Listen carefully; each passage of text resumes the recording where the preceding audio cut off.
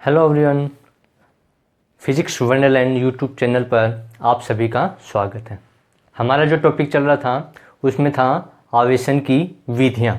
उसमें हमने एक विधि पढ़ ली थी, कौन सी? घर्षण विधि।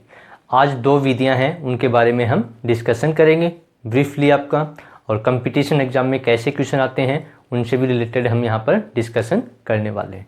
तो देखिए, आज का जो टॉपिक है वो है आवेशन की विधियाँ। और आवेशन की विधियाँ में कौन कौन सा है आपका? तीन प्रकार की बताई थी। पहली थी घर्षण विधि। कौन सी विधि? घर्षण विधि। सेकंड थी आपकी प्रेरण विधि। कौन सी विधि? प्रेरण विधि। तीसरी थी आपकी चालन विधि। कौन सी विधि? चालन विधि। तो तीन विधियां थी, घर्षण विधि, प्रेरण विधि और चालन विधि आपकी। हमने घर्षण विधि के बारे में पढ़ लिया, आज हम पढ़ेंगे प्रेरण विधि और चालन विधि। तो हम यहाँ पर स्टार्ट करते हैं, कौन सी? प्रेरण विधि आपकी। प्रेरण विधि। तो प्रेरण विधि जो है उसमें क्या रिक्वायरमेंट है वो हमें पता होनी चाहिए। तो पहली रिक्वायरमेंट है कि कम से कम दो वस्तुएं हों। तो कितनी वस्तु हों? दो वस्तुएं हों। तो कम से कम कितनी वस्तु हों? दो वस्तु हों। दूसरी, दोनों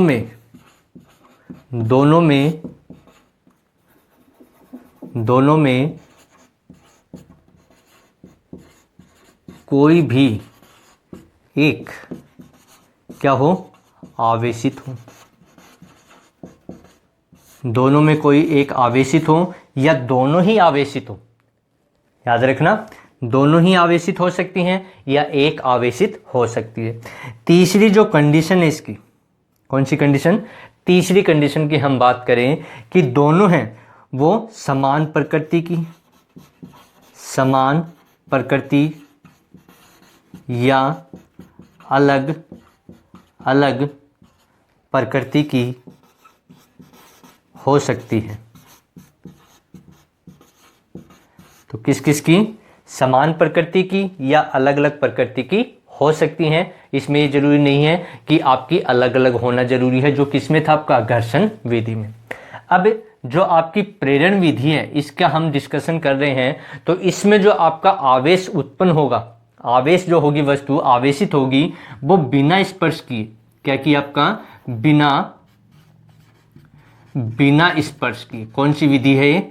बिना स्पर्श किए। तो कौन सी विधि है कि इसमें वस्तु स्पर्श नहीं करती हैं एक दूसरे को, जबकि घर्षण में जैसे हमने बताया कि हाथ ऐसे करते हैं तो इनके बीच में क्या होता है? स्पर्श हो रहा आपका, ठीक है। इसमें बिना स्पर्श किए क्या होगा? आपका आवेश उत्पन्न होंगे। तो देखिए कैसे करते हैं। मान लो दो वस्तुएं हमारे पास, एक वस्तु ए है और एक वस्तु, पहले हम ए वस्तु ले लेते हैं आपकी। पहले कौन सी वस्तु ले लें? ए वस्तु ले लें। मान लो ए वस्तु के ऊपर कैसा आवेश है? ये आवेशित है। और कैसा आवेश है इसके ऊपर? धनात्मक आवेश। कैसा आवेश मान लिया हमने? धनात्मक आवेश मान लिया। हमने कहा था ना कि आपकी कोई भी एक आवेशित हो या दोनों हो सकती हैं। तो हमने एक मान लिया, क्या है आपकी? ये ए है और ये आवेशित है। इसके ऊपर कैसा आवेश है? धनात्मक आवेश। अब एक दूसरी वस्तु हम इसके पास लेके आते हैं। मान लो ये बी वस्तु है और ये उदासीन है। और उदासीन के लिए हमने पढ़ा था कि उदासीन का मतलब ये नहीं है कि उसमें आवेश नहीं है। आवेश है, जितने उसमें धनात्मक आवेश है उतने ही उसमें ऋणात्मक आवेश है। तो ये उदासीन है। तो क्या होगा कि यहाँ पर जो धनात्मक आवेश है और इसमें जो ऋणात्मक आवेश होगा, यानी कि इलेक्ट्रॉन होंगे, वो इसकी ओर आकर्षित हो जाएंगे। क्या हो जाएंगे? इसकी ओर आकर्षित हो जाएंगे। तो आकर्षित होंगे तो इलेक्ट्रॉन इस साइड में आ जाएंगे आपके, यानी कि यहां पर इलेक्ट्रॉन आ जाएगा। अब इलेक्ट्रॉन इस वाले हिस्से से इधर से आए आपके, तो यहां पर कुछ कमी हो गई। किसकी कमी हो गई? इलेक्ट्रॉनों की कमी हो गई।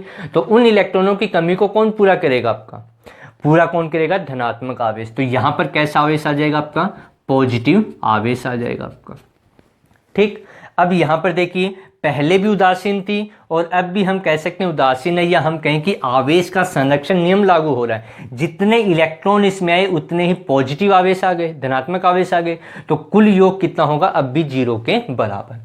अब हम क्या करते हैं, ये पहली प्रक्रिया हुई कि ये हमने एक वस्तु ली, आवेशित वस्तु, इसके पास में कोई उदासीन वस्तु हमने रख दी, तो इस उदासीन वस्तु के जो इलेक्ट्रॉन थे ये धनात्मक आवेश होने के कारण वो इलेक्ट्रॉन इसकी ओर क्या हो जाएंगे, आकर्षित हो जाएंगे। तो इस वाले हिस्से के ऊपर क्या आ जाएगा आपका ऋणात्मक आवेश, और इधर क्या आ जाएगा आपका धनात्मक आवेश आ जाएगा। अब आगे की प्रक्रिया देखिए क्या होगा कि हमें इसको आवेशित करना है, तो कैसे करें हम। अब अगले स्टेप में हम करेंगे कि ये ए है, ए तो ऐसे की ऐसी है आपकी, यानी कि कैसा आवेश है, पॉजिटिव आवेश आपका, ये हो गया। अब यहां पर देखिए दोनों वस्तुओं को हमने स्पर्श नहीं करवाया है, दोनों वस्तु यानी कि बी को इसके पास लेके आए हैं, इसको हमने ए से स्पर्श नहीं करवाया, तो बिना स्पर्श किए हम क्या कर रहे हैं, यहां पर आवेश उत्पन्न कर रहे हैं आपका। अब हम क्या करते हैं, यहां पर देखिए आगे कि जो बी है आपकी क्या है, बी, यहां पर ऋणात्मक आवेश और यहां पर धनात्मक आवेश। अब हम क्या करते हैं, इस बी को भू संपर्कित कर देते हैं। क्या कर देते हैं, भू संपर्कित, यानी कि ग्राउंडेड कर देते हैं आपका। क्या कर देते हैं, ग्राउंडेड आपका, भू संपर्कित, यानी कि ग्राउंड से हमने इसको अर्थ से, पृथ्वी से जोड़ दिया।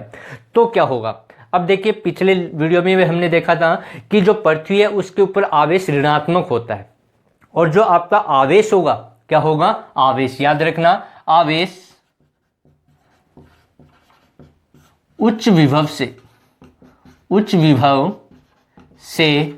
निम्न विभव, किधर, उच्च विभव से निम्न विभव की ओर गति करता है। क्या करता है, उच्च विभव से निम्न विभव की ओर गति करता है, यदि आपका धनात्मक आवेश है। और यदि ऋणात्मक आवेश होगा तो वो निम्न विभव से उच्च विभव की ओर गति करेगा। लेकिन यहां पर हमारा धनात्मक आवेश है, तो ये जो धनात्मक आवेश है यहां पर उच्च हो गया, तो ये कहां चला जाएगा, संपूर्ण का संपूर्ण पृथ्वी में चला जाएगा। कहां चला जाएगा, पृथ्वी में। तो अब हमें इसको आवेशित करनी है। पहली स्टेप ये कि ए के पास में बी को लेके आए, जिससे इस इधर तो इसके ऊपर इलेक्ट्रॉन आ गए और इधर इलेक्ट्रॉन की कमी हुई तो वहां पर धनात्मक आवेश आ गए। फिर हमने क्या किया, इस बॉडी को ग्राउंडेड कर दिया, यानी कि भू संपर्कित कर दिया, पृथ्वी से जोड़ दिया। अब हम क्या करेंगे कि ये आपकी ए वस्तु, ये तो ऐसी की ऐसी ही है, इसमें कोई चेंजेस नहीं किया। ये जो बी वस्तु है, अब इस पे दो कंडीशन, जो धनात्मक आवेश है वो यहां निकाल दिया हमने, यानी कि पृथ्वी से जोड़ दिया, तो धनात्मक आवेश कहां चला गया, पृथ्वी में चला गया। तो यहां से पृथ्वी से जो ऋणात्मक आवेश है वो यहां पहुंच जाएंगे आपके, तो जो बी है उसके ऊपर जो ऋणात्मक आवेश है वो इस प्रकार से फैल जाएगा आपका। तो इस प्रकार से ये वस्तु क्या हो गई, ऋणावेशित हो गई। और इसमें क्या हो गए, पहले क्या थी आपकी, ये उदासीन थी, अब इसके ऊपर क्या आ गया, ऋणात्मक आवेश आ गया। तो ये प्रक्रिया है कौन सी विधि, प्रेरण की विधि आपकी, यानी कि प्रेरण विधि के कारण आपका ये होता है। अब बात आती है कि इसके एग्जाम्पल वगैरह कहाँ से कैसे होते हैं। तो आपने देखा होता है, ये हम कहें कि कोई भी डिस्प्ले वाली चीज होती है, कौन सी, डिस्प्ले वाली चीज आपकी, जैसे फॉर एग्जाम्पल टीवी है, मोबाइल है आपके, तो ऐसी जो डिस्प्ले जिसमें से हम पिक्चर वगैरह देखते हैं, तो उसके पास हम हमारा हाथ लेकर के जाते हैं, तो हमारे जो बाल हैं वो क्या हो जाते हैं, खड़े हो जाते हैं आपका।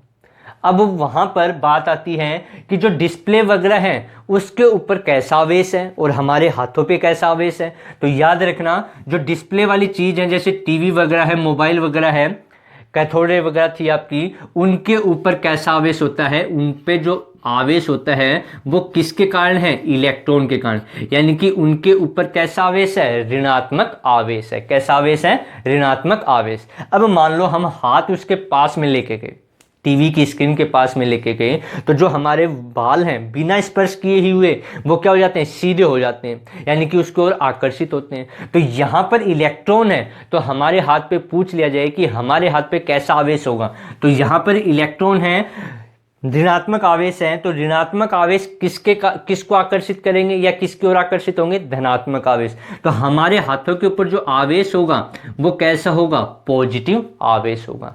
तो यहाँ पर जो डिस्प्ले वगैरह उनकी डिस्कशन किया जाता है, बात की जाती है। तो यहाँ पर याद रखना कि जो भी डिस्प्ले है, टीवी आपका, मोबाइल है और भी आपकी ऐसी चीज़ें हैं, तो उनके ऊपर जो आवेश होता है वो किसके रूप में होता है? इलेक्ट्रॉन की फॉर्म के रूप में होता है आपका। ठीक है, तो ये थी आपकी कौन सी विधि? प्रेरण विधि। और प्रेरण विधि में विशेष क्या आपका, बिना स्पर्श किए हुए भी हम क्या कर सकते हैं? आवेश उत्पन्न कर सकते हैं। इसकी 3 कंडीशन है, कम से कम कितनी वस्तुएं हों? 2 वस्तुएं हों आपकी। दोनों में से, दूसरी कंडीशन क्या है? दोनों में से कोई भी एक आवेशित हो या दोनों ही आवेशित हो। ऐसा नहीं है कि दोनों ही उदासीन हो आपकी। एक वस्तु, कम से कम एक वस्तु ऐसी होनी चाहिए जो आवेशित हो। दोनों हैं तो कोई दिक्कत नहीं है, लेकिन कम से कम एक आवेशित होना जरूरी है। जबकि हमने घर्षण विधि में पढ़ा कि कोई भी वस्तु क्या नहीं होनी चाहिए? आवेशित नहीं होनी चाहिए। तीसरी जो कंडीशन है, ये क्या आपकी समान प्रकृति की या अलग अलग प्रकृति की हो सकती है आपकी। ठीक है, याद रखना, समान प्रकृति या अलग अलग प्रकृति की हो सकती हैं। जबकि घर्षण विधि में हमने क्या पढ़ा था कि दोनों ही वस्तुएं अलग अलग प्रकृति की होनी चाहिए। यहां पर दोनों ही वस्तुएं आपकी समान भी हो सकती हैं या भिन्न भिन्न भी हो सकती हैं। तो ये हमारा आज का था कौन सी विधि के लिए? आपका प्रेरण विधि। अब अगली विधि देखिए आपकी कौन सी है। अगली तीसरी विधि है आपकी, जो यहां पर हम डिस्कशन करने वाले हैं, वो है आपकी चालन विधि। प्रेरण विधि किसके ऊपर? आपका बिना स्पर्श किए। अच्छा, एक चीज और, इसका जो सिद्धांत यदि पूछ लिया जाए कि ये किस सिद्धांत पर कार्य करती है, तो सिद्धांत जो है इसका, सिद्धांत है अर्थिंग। क्या है? अर्थिंग। जो हमने यहां पर क्या किया? अर्थिंग किया। यानी कि हम पहले ये कंडीशन तो कर देंगे, लेकिन उसके बाद में इसको ऊपर आवेश रखना है तो हमें ये कंडीशन अप्लाई करनी पड़ेगी। तो क्या सिद्धांत आपका? अर्थिंग, यानी कि भू संपर्कित करना। भू संपर्कित करना, ये इसका सिद्धांत है। ये याद रखना, पूछ लिया जाए कि बताइए जो प्रेरण विधि है उसमें 2 चीजें हैं कि कौन सी ऐसी विधि है जिसमें बिना स्पर्श किए हुए आवेश उत्पन्न कर सकते हैं। तो कौन सी विधि? प्रेरण विधि। दूसरा पूछ लिया जाए कि प्रेरण विधि किस सिद्धांत के ऊपर कार्य करती है या उसका सिद्धांत क्या है, तो सिद्धांत क्या? भू संपर्कित या अर्थिंग का आपका इसका सिद्धांत है। अब आपकी तीसरी विधि है, उसका हम यहां पर डिस्कशन करेंगे। तो तीसरी विधि कौन सी है? देखिए सॉरी, तीसरी विधि है आपकी चालन विधि। कौन सी विधि है? चालन विधि। 2 विधि हमने डिस्कशन की, एक लास्ट वीडियो में और एक आज आपकी। अब देखिए तीसरी विधि कौन सी है आपकी? चालन विधि आपकी। तो चालन विधि में क्या होता है उसके बारे में यहां पर हम डिटेल से बात कर रहे हैं। तो तीसरी आपकी चालन विधि। कौन सी विधि? चालन विधि। तो चालन विधि में क्या है देखिए। चालन विधि में जरूरी है क्या क्या कंडीशन होनी चाहिए। देखिए, पहली कंडीशन, वही बात, एक चीज तो कॉमन है, सब में कम से कम कितनी वस्तुएं हों? कम से कम 2 वस्तुएं हों। 2 वस्तुएं हों, ज्यादा कितनी भी हो सकती हैं। दूसरी कंडीशन, दोनों में कोई भी एक या दोनों वस्तुओं में कोई भी एक वस्तु या दोनों आवेशित हो सकती है, यानी कि आवेशित हो सकती हैं। तो जो आपकी है इसमें 2 वस्तुएं तो कम से कम होनी चाहिए, ज्यादा कितनी भी हो सकती हैं। दोनों वस्तुओं में से कोई भी एक वस्तु आवेशित हो या दोनों ही वस्तु आवेशित हो आपकी। ये नहीं है कि एक भी वस्तु आवेशित नहीं हो, यदि आवेशित नहीं होगी तो ऐसा नहीं हो पाएगा। तीसरी जो कंडीशन है इसमें दोनों वस्तुएं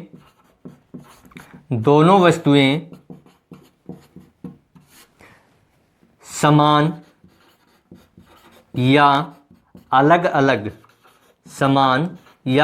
अलग प्रकृति की हो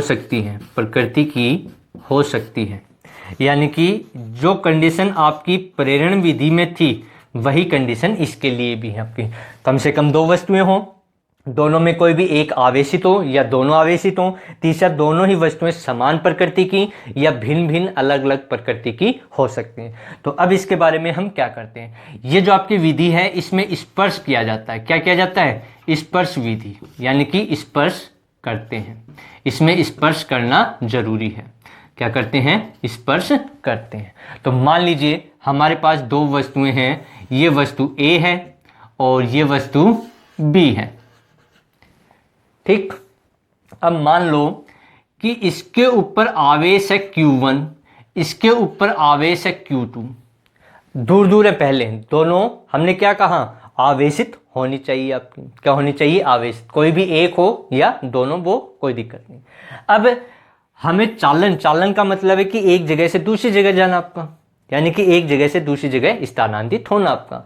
तो इसके लिए हम क्या करते हैं कि हमें ये नहीं पता, अभी हमने मान लिया कि जो Q1 है उसकी वैल्यू किससे ज्यादा है, Q2, यानी कि आवेश Q1 का मान Q2 से ज्यादा है। क्लियर यहां तक? हमने क्या किया, चालन विधि के लिए क्या जरूरी है, इन दोनों को किसी चालक तार से, किससे, चालक तार से जोड़ देते हैं। क्या कर देते हैं, चालक तार से इसको जोड़ देते हैं। तो अब आवेश आपका स्थानांतरित होगा एक वस्तु से दूसरी वस्तु में, या तो ए से बी या बी से। अब वो हमें चेक करना है कि ए से बी में होगा या बी से ए में। तो याद रखना, जिसका आवेश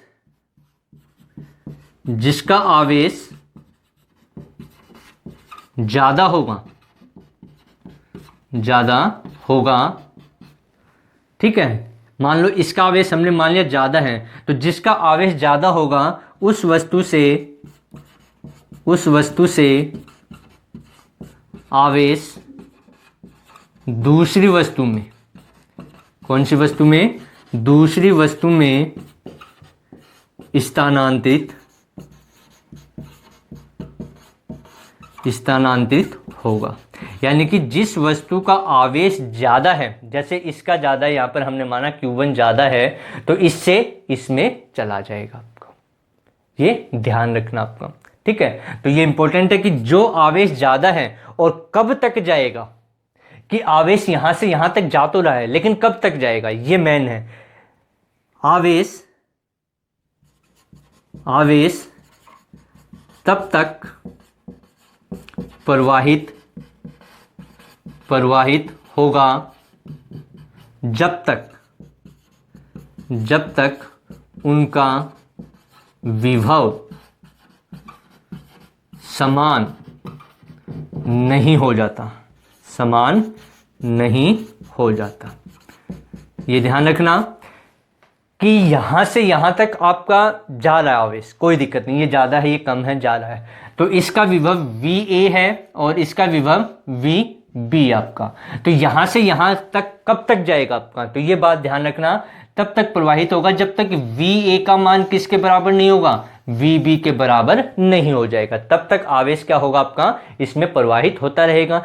ऐसे समझिए कि दो वस्तुएं हैं, एक गर्म है और एक ठंडी, यानी कि एक का ताप ज्यादा है और दूसरे का ताप कम है। जब उन दोनों वस्तुओं को हम पास में लेकर के मिला देते हैं, तो जो गर्म वस्तु है उसका ताप ठंडी वस्तु की ओर जाता है, और कब तक जाता है, जब तक कि उन दोनों का ताप बराबर नहीं हो जाता। तो यही कंडीशन यहां पर अप्लाई होती है कि आवेश इसका ज्यादा इसका कम, तो यहां से आवेश इसमें स्थानांतरित होगा, और कब तक होगा, जब तक इस वस्तु का और इस वस्तु का विभव क्या नहीं हो जाएगा, बराबर नहीं हो जाएगा। ये ध्यान रखना। आगे जब आपका आवेश बराबर हो जाएगा, क्या हो जाएगा, आवेश बराबर हो जाएगा, तो अंतिम आवेश हमें पूछ लिया जाए कि मान लो पहले Q1 था फिर Q2 था, और जैसे इनका विभव बराबर हो गया तो अब दोनों ही वस्तुओं के ऊपर आवेश कितना आ गया। तो आवेश निकालने के लिए कुल आवेश, यदि कुल आवेश आपको पूछ लिया जाए तो कुल आवेश कितना हो जाएगा, जिसको Q टोटल मैं लिख देता हूं, Q टोटल होगा Q1 प्लस Q2, जो है उन दोनों का योग और 2 का भाग दे दें। जैसे मान लो इसके ऊपर +5 माइक्रोकुलाम आवेश है, कितना है, +5 माइक्रोकुलाम, और इसके ऊपर है -3 माइक्रोकुलाम आवेश। अब यहां से ये तो ज्यादा हो गया, पता है, ये प्लस और ये माइनस है, तो अब आवेश यहां से यहां तक जाएगा आपका। अब आपका अंतिम आवेश पूछ रहा है, तो अंतिम आवेश ज्ञात करने के लिए Q टोटल कितना हो जाएगा आपका, Q total equal to Q1 कितना आपका 5 प्लस का, और Q2 कितना है -3, अपॉन में कितना आ जाएगा 2 आ जाएगा आपका। तो कितना बच गया आपका प्लस का 2/2 तो कितना आ गया +1। यानी कि जब आवेशों का स्थानांतरण हो जाएगा और जब विभव बराबर हो जाएगा तो उसके बाद में इसके ऊपर जो आवेश बचेगा वो कितना हो जाएगा, इसके ऊपर भी 1 कूलम और इसके ऊपर भी 1 micro coulomb, 1 micro coulomb 1 micro coulomb के इक्वल आपका आवेश आ जाएगा।